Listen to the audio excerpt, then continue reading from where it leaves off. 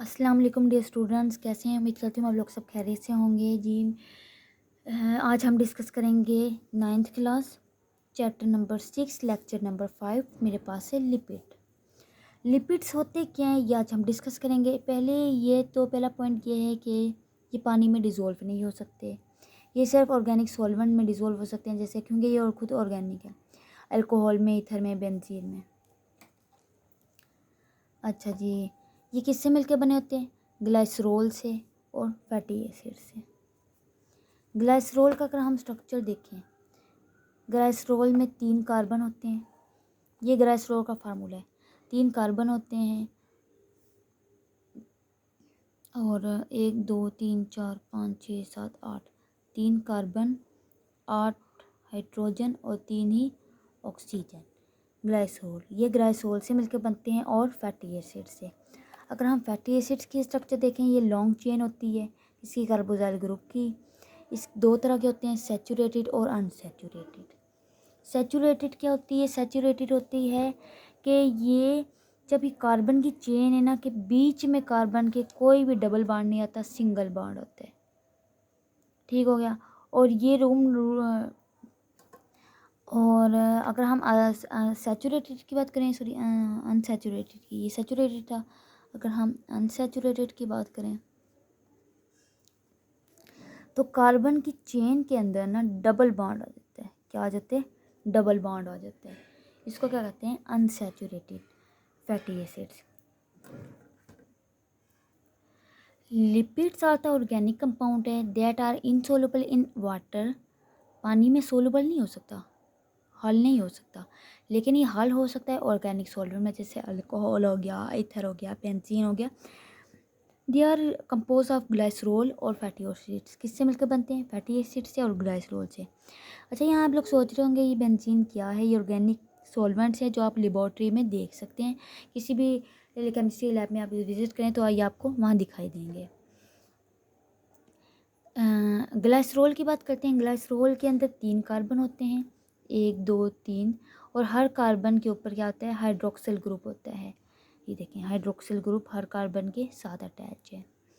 Fatty acid क्या होता है? लॉन्ग हाइड्रोकार्बन चेन होती है जिसके साथ कार्बोजाइल ग्रुप होता है एस के एंड पे, और ये 2 तरह के होते हैं, सैचुरेटेड फैटी एसिड्स और unsaturated.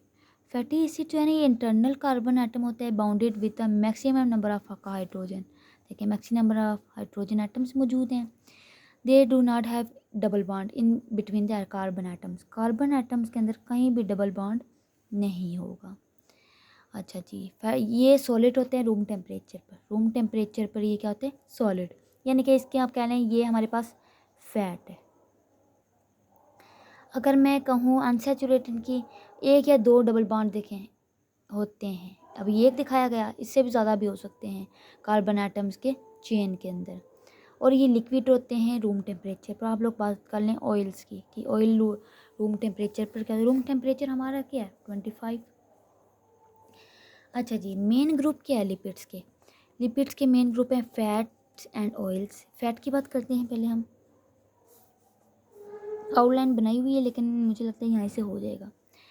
Fats and oils are most familiar, यानी कि लिपिड्स, बाकी हम जानते हैं सारे घरों में यूज़ होती है। दे कंटेन 1 ग्लाइसरोल और 3 फैटी एसिड्स। ये जब अगर फैट तब बनता है जब इसके पास एक फार्मूला हो ग्लाइसरोल का और 3 फैटी एसिड्स। ये देखें, साइड पर देखें, एक मेरे पास ग्लाइसरोल है लेकिन 3 ग्रुप किसके हैं? फैटी एसिड्स के। और ये सॉलिड होते हैं एट रूम टेम्परेचर पर। एनिमल फैट्स की बात कर लें। दूसरी तरफ बात करें ऑयल्स की, ये अनसैचुरेटेड होते हैं। अनसैचुरेटेड मतलब इसके अंदर डबल बॉन्ड आ रहा है, और ये लिक्विड होते हैं एट रूम टेम्परेचर पर। और दे हैव कौन कौन से plant oil? Olive oils, corn oil and coconut oils. अच्छा जी, फॉस्फोलिपिड की बात करें, ये क्या होते हैं? These lipids are core of all members होते हैं, तमाम मेंबर की कोर होती है, कोर। अच्छा जी, the phospholipids molecule consist of 1 glycerol और 2 फैटी एसिड्स। इसके अंदर 1 ग्लाइसरोल होता है, 2 फैटी एसिड्स होते हैं और 1 फॉस्फेट ग्रुप होता है। ये देखें, ग्लाइसरोल का एक ग्रुप, 2 ग्रुप फैटी एसिड्स के और 1 ग्रुप फॉस्फेट ग्रुप का, इसको कहते हैं फॉस्फोलिपिड, ये जनरल स्ट्रक्चर है। इसके अब हम सोर्सेज की बात करते हैं। सोर्सेज हैं लिपिड्स के from the source of lipids from animals और मीट होता है, डेयरी फाइबर्स होते हैं, डेयरी फाइबर्स होते हैं ना। अच्छा जी, source of lipids from plant से अगर हम बात करें, नट्स, सीड्स, ओलिव ऑयल्स, ठीक है। अगर प्लांट सिंथेसाइज करता है ऑयल्स को एंड स्टोर करता है इसको इन सीड्स में, बीज में, जैसे कि सनफ्लावर ऑयल्स हो गया, कोकोनट ऑयल्स हो गया, और ग्राउंड ऑयल हो गया, एंड कॉर्न ऑयल हो गया। फंक्शन क्या है लिपिड्स के, मोस्ट इंपॉर्टेंट फंक्शन, और ये पहले भी पेपर में बहुत ज़्यादा आते हैं। Lipids are the most energy rich molecules है। They serve as the long term energy reserve in the form of fats में इन एडिपोज टिश्यूज़, हमारे एडिपोज टिश्यूज़ में फैट्स में मौजूद होते हैं। जब हमें एनर्जी ज़रूरत होती है तो ये टूट जाते हैं और फैटी एसिड्स और ग्लाइसरोल को रिलीज़ करते हैं, which can be used as a fuel, जो हम इस्तेमाल करते हैं कि फ्यूल में फॉर एनर्जी के तौर पर, एज ए फ्यूल हम इसको यूज़ करते हैं। लिपिड्स हमारी सेल मेम्ब्रेन के लिए बहुत ज़्यादा ज़रूरी है, essential for the cell membrane. Lipids ऐसे इंसुलेटर काम करते हैं और हमारे प्रोटेक्ट करते हैं, हमारे वाइटल ऑर्गन्स की हिफाजत करते हैं। फॉर एग्जांपल एडिपोज टिश्यूज़, ये किसके गिर्द होते हैं, ऑर्गन्स जैसे कशिंग, जैसे कुशन नहीं होता, कुशनिंग एंड हीट इंसुलेशन होते हैं। जैसे हमें इंसुलेटर क्या होता है, जिसके अंदर से